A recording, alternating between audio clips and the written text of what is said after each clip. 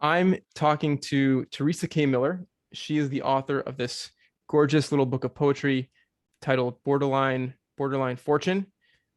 This book is the National Poetry Series winner.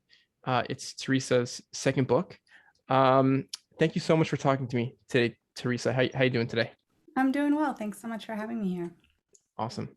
Um, so before we jump into like your poetry specifically, I just wanted to sort of take a step back and when did you start writing poetry?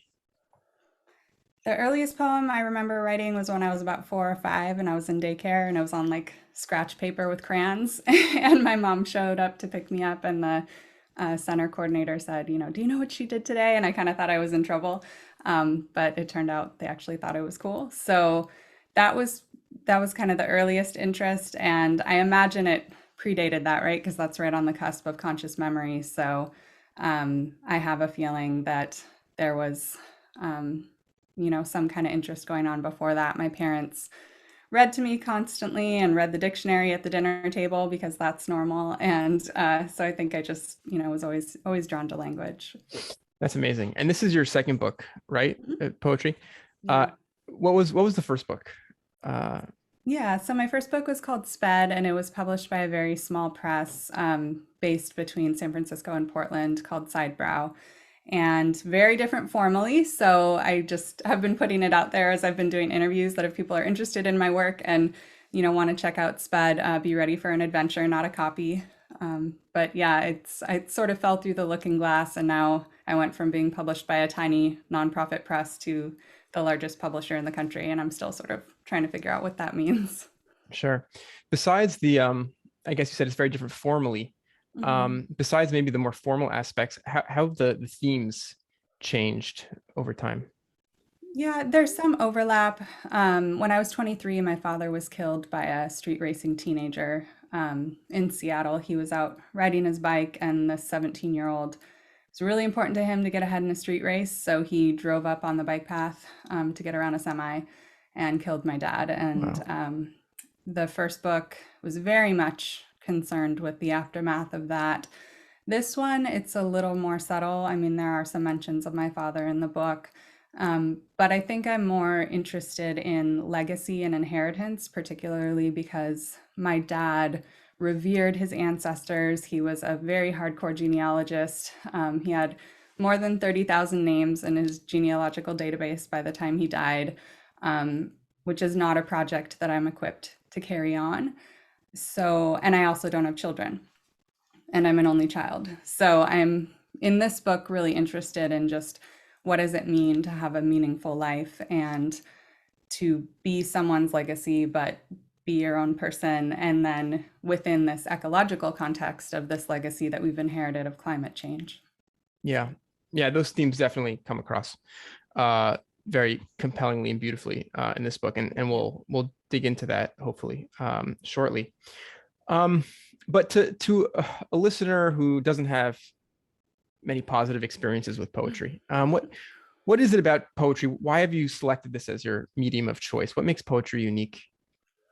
Yeah, first of all, I'll just say I get it. And I want to invite people who aren't super into poetry to just kind of keep an open mind because it's a very diverse field and there are a lot of different kinds and a lot of different themes. And I think kind of being assigned a few poems from the canon, going up through school and not getting them and not getting the right answer and getting a bad grade and whatever kind of puts a bad taste in people's mouth. So I totally get it. I think people get turned off by poetry if they try to read it like prose. Prose tends to be linear. You read through the book one time, you kind of get what it's trying to tell you, and you move on. Poetry, I encourage people to tap into a more recursive mind. So go back and read the poem multiple times before moving on, or go back and read the book multiple times, which isn't terribly arduous, right? Because a whole poetry book might be 3,000 words. And I encourage people to just kind of come in with questions and see, what emotions get stirred up or what memories get stirred up. And then can you bring those emotions and memories back to another reading? Um, and just having faith in, your own intelligence and ability as a reader. Poetry doesn't actually have to be as intimidating as it is. A lot of poets kind of make this mystique around it. that doesn't need to be there. So, putting that in the space, then why I'm really interested in poetry as a form. I also write essays, and I've also, worked for advocacy organizations and think tanks and written much more direct, persuasive nonfiction, which has its place. But poetry opens up a kind of understanding that I don't think any other genre can. And it really invites kind of a cross pollination between the conscious and the subconscious and experiencing one's own memory and life and perspective on the world in ways that just aren't available reading an article in a magazine. So I find it super exciting. And I also understand that a lot of people are like, I don't get it. Yeah, yeah, it's like a different kind of function of language. Like some semiologists like categorize like all the way language can be used, and it's sort of like using language in ways that you don't necessarily expect it to be used. And maybe it means at times, turning off your like the more conceptual meaning make or literal meaning making parts of the mind to sort of tap into something much more subconscious or subliminal or something. Absolutely. Yeah, I think that that's right on.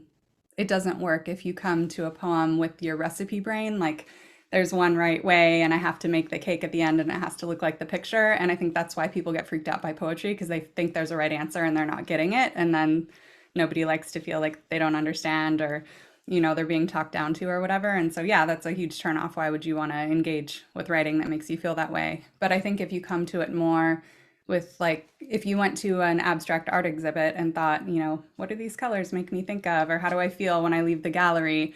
Poetry tends to be a little bit more in that direction, and I think mine kind of walks the line between the two. It's not entirely abstract and it's not certainly entirely prescriptive. It's more collaborative with the reader. So the meaning is something that we're making together on the page, and I really invite readers to tell me what they're getting out of the book because sometimes I realize there are aspects of my subconscious that have made it into the work that I didn't know I had put in there, but then I see it and I'm like, oh yeah, you're absolutely right.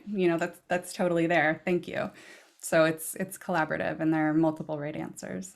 Yeah, yeah, I love that word collaborative, and that totally resonates with my experience with the poetry for sure. Um, Awesome.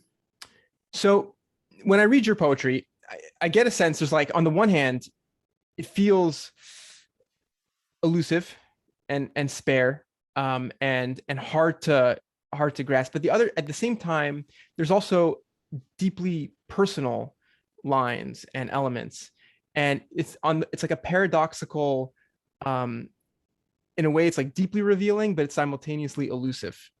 How do you think about that? How much of yourself do you see yourself putting, how much do you see of yourself like put into that poetry? That's a really good question. And my answer would be very different from a poet who, writes narrative work, right? Where the I is always more or less them and the you is always more or less someone in their life, which is not how my writing works. Um, but at the same time, because I made the book, it's entirely me, right? It's entirely me, and then it's entirely its own thing that's separate from me that goes out into the world and interacts with other people in ways I didn't expect. So I was talking to the poet Amanda Moore last night for a reading event hosted by a bookstore in Portland, and saying it. I don't have children, but her book is very much about having a child and the ways in which a book are like having a child, right? It comes from you, and it's completely you're the one who starts it, and then it goes out there and does its own thing. Um, so that's part of the answer. And then I would say the I and the you in my book are slippery in a way that they aren't necessarily in other poems, where you figure the I, the speaker, is always the poet, and the you is always a real person. In my book, sometimes the I is me, I appear in there. Sometimes the you is me. Sometimes I'm talking to myself as I was trying to finish the book. And sometimes I think I'm speaking to my ancestors, or they're speaking to me, or we're speaking to the landscape, or the landscape is speaking back. Um, so readers have to be willing to be a little bit disoriented. And I think coming into that book, being willing to kind of have the ground shift beneath you will yield more than expecting a linear story for sure. Yeah, and I'm excited to finally get into some readings, but maybe one or two more introductory questions, because this is so great in terms of, I think, like preparing the ground for the readings that we're going to do. Um, what goes into writing a poem for you? I mean, you've been doing this for a long time. Um, I imagine it's hard. Is it hard to write a poem? Yeah, I think it's hard existentially. It seems strange, right? Poetry, we've already talked about the fact that a lot of people just don't engage with poetry at all. So it's already this tiny little world. Um, but for those of us who are committed to it, it has great weight and great meaning. Um, for many of us, it's the closest thing we have to a spiritual practice. It's hugely, hugely important, and it's also hugely painful. So actually, the week before I found out I was a finalist for this award, I'd been talking to my partner and saying, like, I don't know if I want to write anymore. Hmm. It's not going anywhere. It's painful. Um, I feel like it's not turning out the way I want, and maybe I just won't write anymore. And then 6 days later, I got the notice, and I thought, okay, well, I'll keep at it and, and see what happens next, and I'll decide later. That's amazing. Yeah. Yeah, so it was great, a great little sign from the universe. But I would say what goes into writing an individual poem varies, totally depends. Sometimes there's the experience of just channeling it and it all comes out and it just pretty much is what it is and it doesn't need a lot of revision. And then other times there are parts that I will carry around for decades. I know you're interested in having me read one that mentions the Noguchi Museum, which is a fragment that I wrote in 2003, 2002, and now it's finally in a book in a totally different context from the original. So, yeah, it really, really varies. Yeah. Before we lose it, do you want to read that right now? Sure, Since yeah, yeah, since you yeah. mentioned it, we sort of like evoked the name of the poem, so we should, yeah, let's try it. From the corpse-sized pillar, Noguchi called forth rings of a worm, strikes like sticks of dynamite. How far the gale carried us to get tangled in our own string. A whole continent, a separate ocean. In Queens, I am a stone, carved to let water run down. My heart has stopped. The stones envy my stillness. Hmm. Yeah. The rings of a worm strikes like sticks of dynamite really was arresting to me. And of course, we have here an example of the elusive I that comes up again and again. um, I am a stone carved to let water run down. And this, I guess, connection, this maybe dissolving into the natural world or the physical that seems to be happening, the sort of blurring of boundaries or playing with questions of identity. And I am a stone. My heart is stopped. The stones envy my stillness. This like relationship with the inanimate, perhaps. So these Mm-hmm. these are all things that I think strike me as being themes in this book in general. Yeah. Yeah, for sure. And I know I shared with you the video of the conversation that I did with Forrest Gander at the Montana Book Festival, and I was very honored that he sort of inducted me under the banner of eco poets, even as he said, eco poetry is so broad that it's a direction. It's not a firm definition, but there certainly is that uh, hypothesis or assertion of a lack of separation. And I think that's one of the things that the book is really interested in is the lack of separation between the parts of our mind that are fighting against between each other, and then between our species and the ecosystem. And that includes the inanimate landscape that we, love to tear apart and then wonder why things are going wrong. Yeah, one of my questions much later in my notes, because we're going out of order, but that's okay, is I I felt personally that some of the descriptions of your poetry as like echoing climate grief, and obviously like you just mentioned being an eco poet, um, are sort of insufficient they seem a little bit limiting to me. It Mhm. seems like, of course, the natural world is a central image and a central topic of your book, but it's not. It doesn't strike me as a book about you know climate change politics. You know what I mean? Mhm. Yeah, I think that's right on. I think back cover copy and promotional materials are limiting just inherently. And climate change is something concrete that people can hold on to when they're talking about a book. And I'm also happy to blow that up and talk about something else entirely. Um, so that's certainly part of it. And I think it's just in there subliminally because I've done so much work about climate change and so much nonfiction writing around climate change. And because um, I've been active in climate justice and food justice movements and regenerative horticulture. Like I went back to school to, learn basically how to rehab degraded land. So my little organic orchard plays a role in the book. So that's all there for sure. But the crux of the book for me is that illusion of separation. Mm-hmm, mm-hmm, And I think that feeds into the climate issue, right? Because if you can order a bunch of plastic crap shipped from overseas with free shipping overnight, and then turn around and think like, oh, I wonder why climate change is happening. That's sort of how our economy is set up right now.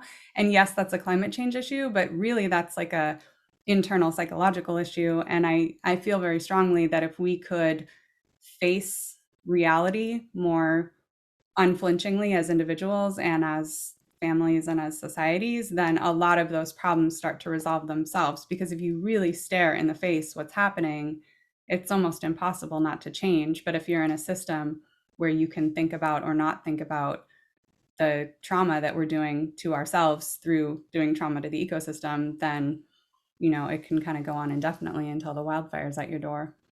yeah, and I want to come back to that in a bit, but before we do, can you talk us through the structure of the book? Because the book Mm-hmm. is divided into 4 sections, and it seems to have some sort of a trajectory, I would say.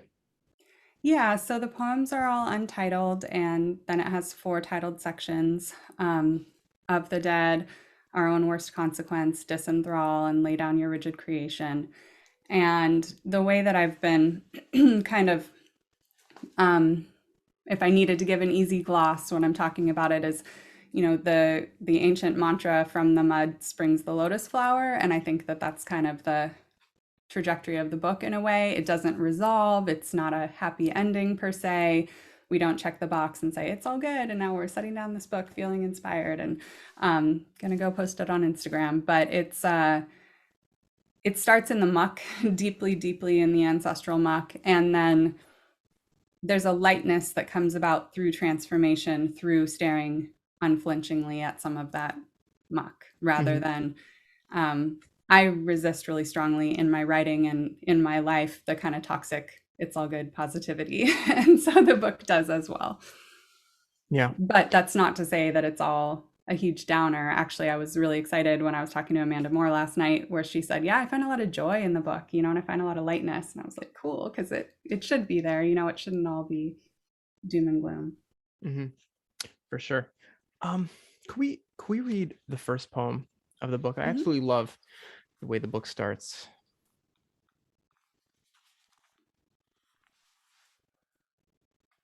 I came here to conjure you. What may I say? Anything, all of it. Friction on the flint, many armed agent of entropy. What wrath would I risk reaping? What disowning? Who bore me to the shore, pressed me under, dragged there, ragged gasps? If I am already orphaned, why fear orphaning? This splintered boom in my hand. Yeah. And of course, again, we see the I and you dichotomy. Um, in this poem, I came here to conjure you, and that middle stanza. pressed me under, dragged their ragged gasps, I think captures like there's like a violence in the book. There's a lot of violent, descriptions of maybe traumatic emotion, like a traumatic valence. Um, and that first line really is really striking to me. I came here to conjure you, as we were talking earlier about um, language and like breaking beyond the functions of language, and it feels to me that poetry is a kind of conjuring. There's a kind of conjuring going on in this book. Hmm. Um, and the last thing I'll just say about my thoughts, the way I sort of felt about when reading this poem, is that final image is so striking, and it sort of comes at you out of nowhere. The splintered boom in my hand, which is of course the very evocative image of a storm or something, destruction, but also the fact that the camera turns to the poet, or the splintered boom in my hand. We see the me sort of suddenly appearing in the poem, as like a tableau almost. I find that really really interesting. Yeah, thank you for all those thoughts. Yeah, I think poetry is a kind of conjuring, and thus it feels there's something dangerous to me anyway in writing this book. I actually originally, as I was writing it, it felt so dangerous that I thought, well, I'm just writing it and it'll be in a Word file and it'll live on my computer. And my previous manuscript took quite a while to get picked up. So I thought, well, I'll just send it out and I'll revise it as I go and I'll get used to it and I'll get comfortable with it. And the first place I sent it was the National Poetry Series. And then it got picked up and I was like, oh shit, you know, now I got to figure out how to come to terms with this. But particularly in my family, I mean, I think in general, speaking ill of the dead is a, kind of universal theme. You don't do that. Good people don't do that. But particularly in my family. And I was raised by my parents raised me, but also one of my primary caregivers was a extremely religious, but also extremely superstitious grandmother who would put curses on people, and definitely it remains a presence from beyond the dead. And so there's a sense of going back and stirring up, this ancestral energy, as, something's going to show up beyond just words on the page, not to sound like too much of a hippie West Coaster, but Yeah, and I don't remember if I mentioned this poem to you, but I mentioned just now, uh, drag their ragged gas, pressed me under. This sort of like undertone of like violence. Perhaps like the most dramatic example of that, maybe just for like one more reading, if that's okay, yeah, totally. is on page 11. Hmm. Another really really intense poem. Sure. I fell from the roof, but could not crack. Sank past the seawall, but would not drown. Ripped open my arm, but the worst part of me would not bleed. The river drew a breath. I heard it whipping up the gorge, almost threw me from my ledge. I drank gasoline, but would not light. Dug a hole in my throat, yet found no sound. Even mute, you hunted me. Yeah, I don't have much to add. It's a beautiful poem, Thank you. and very intense. Um, let's let's talk a little bit about climate change, if that's Sure, okay. yeah. I was just reading an article yesterday that came out of McGill University, and it was about how most climate change projections only go to the year 2100. And 2100 sounds far off, but it's actually, we're closer to 2100 than we are 1940. So it's actually not far off. Mm-hmm. And this article, says, I'm going to quote just a little bit, a few sentences from the article. It says, to fully grasp and plan for climate impacts under any scenario, researchers and policymakers must look well beyond the 22,100 benchmark. Unless CO2 emissions drop significantly, global warming by 2500 will make the Amazon barren, the American Midwest tropical, and India too hot to live in, according to a team of international scientists. The scientists from Montreal and the United Kingdom ran global climate models, et cetera, et cetera, et cetera. Their findings reveal an Earth that is alien to humans, and that is, that's sort of what's about. And as someone with children and who's, considering having, more children, this is a very heavy thought to Mhm. to bear. How do you think about the changing climate and the future of the planet? Yeah, there are different levels to think about it, right? On a personal level, how close is any given person to one of the likely catastrophes? On a species level, it's not encouraging. Um, uh, I hadn't heard that particular language, but a planet that's alien to humans, I mean, it's hard to put a positive spin on that. Um, on a more planetary or cosmic level, I tend to toggle back and forth and think about the fact that the Earth has gone through many dramatic changes in its existence, and species have come and species have gone. And depending on, your spiritual perspective, humans being gone is, I don't think that's positive to anyone, but um, the implications of that will vary. And one of the sentences that I think about when I'm, trying to get out of bed in the morning in the face of these articles. There was just another one in The Guardian called Climate Change is Here, and it had, all the maps and all the statistics of even just what's going to happen by the middle of the century. But I think about what Dr. Sarah Myrie says, and she's a climatologist out of Seattle, and I wrote an article with her for Common Dreams recently. And she says, whatever happens, whether we right the ship or not, the earth will still be beautiful and we'll still love each other. And I think that that's true. And it doesn't deny that there will also be a tremendous amount of avoidable suffering that we will have wrought collectively. And that's just a fact. I don't think that there's a good way to sugarcoat that.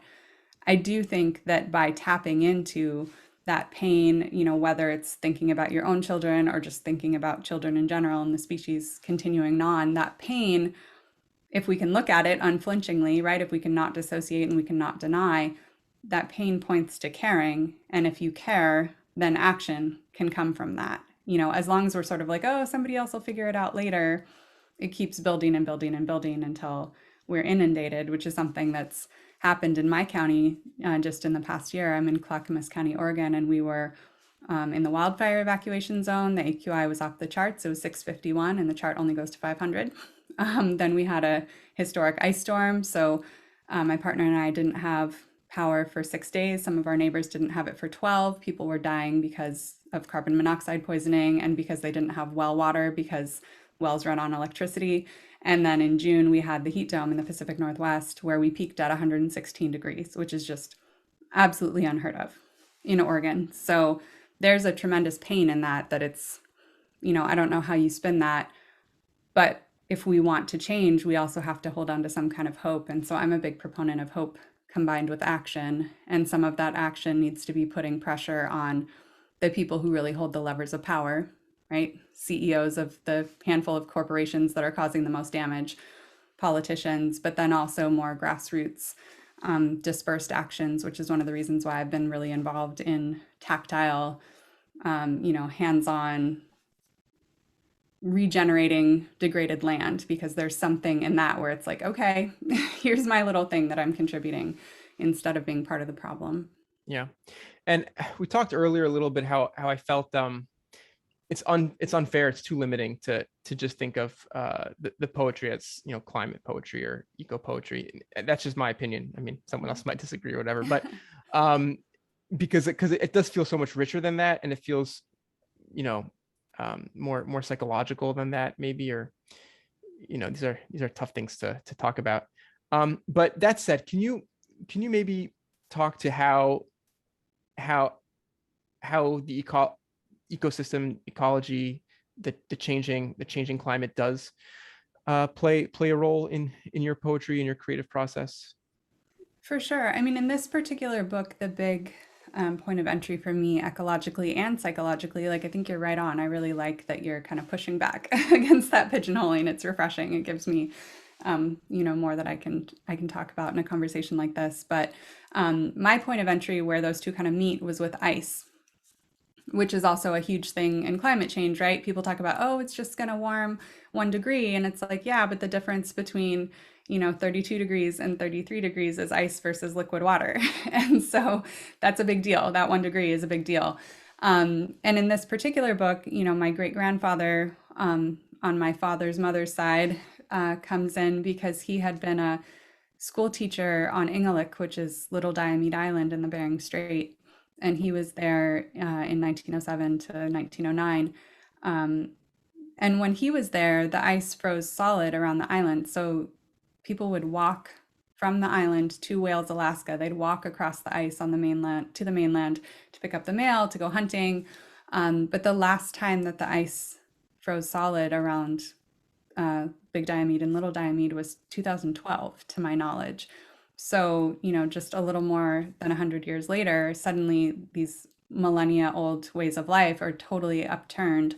Um, and it has huge implications, both for the people living there and for us as a planet. And the thing that I was thinking about in that ice melting is no one person sat down and said, we want to melt all the ice.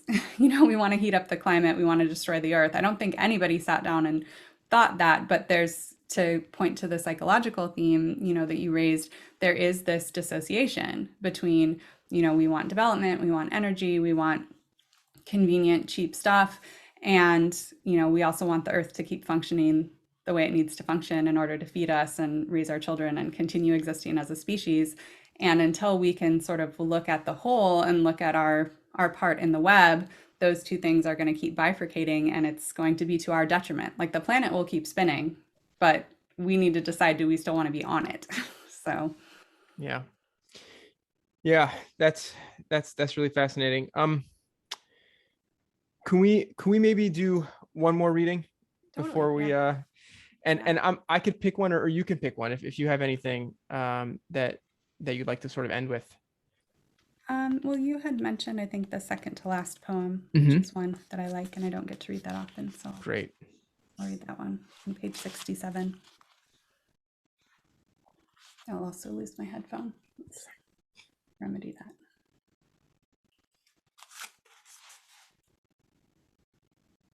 One day, history runs out. The schematic alone, more than everything you ever toted.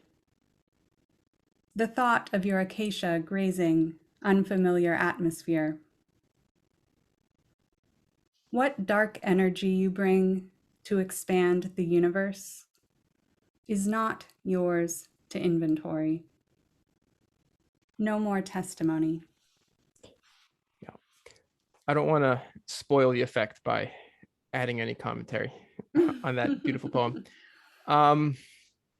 Can you leave us with any book recommendations before we go? Sure. Yeah. So one of them is a little bit older, but I would say that the best book, if I have to choose a best book that I read during the pandemic, was The Yellow House by Sarah M. Broom, particularly because of my interest in family and ancestry. But it's just a genius book. And I think it's gotten quite a bit of attention, but it deserves all the attention it gets. And I would really encourage people, speaking of recursive reading, to go back and read the intro once they finish the book, because I don't know, the structure, it's an amazing book. And then the other poets in my National Poetry Series cohort. So the way the National Poetry Series works is they choose 5 manuscripts for 5 different publishers. So I was published with Penguin. My colleague Amanda Moore was published with Echo. Devin Walker Figueroa with Milkweed. Trevor Kettner with the University of Georgia, and W.J. Herbert with Beacon Press. And they're all very, very different and, just really amazing books. So I'd encourage people to check out the National Poetry Series, because they're doing just this interesting job of promoting contemporary poetry. And I'm not sure that there's any other organization doing quite what they're doing. So That's wonderful. Teresa K. Miller, thank you so much for talking with me today. thank you, Ami. It's been awesome. Really appreciate it.